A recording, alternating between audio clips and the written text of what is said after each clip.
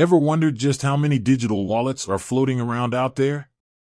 I mean, we're talking about a world where your phone is basically your bank, right? But specifically, have you ever stopped to think about how many people are using Neon?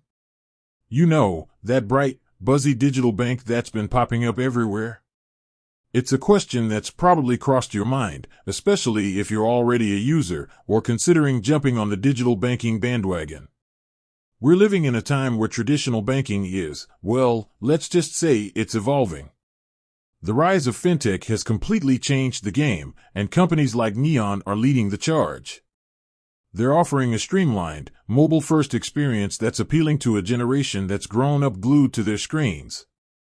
But with so many options out there, how do you even begin to gauge Neon's reach?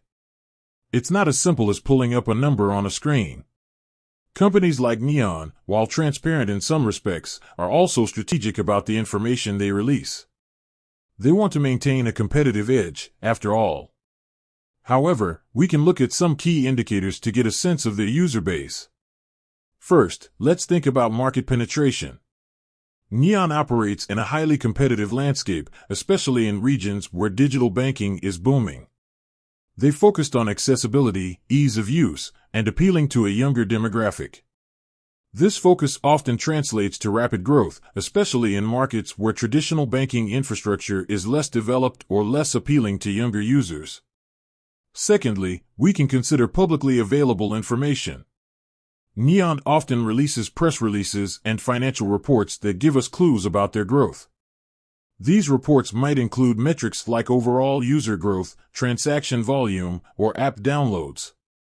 While they might not explicitly state the exact number of accounts, they provide valuable insights into the company's trajectory. Thirdly, let's consider the App Store rankings.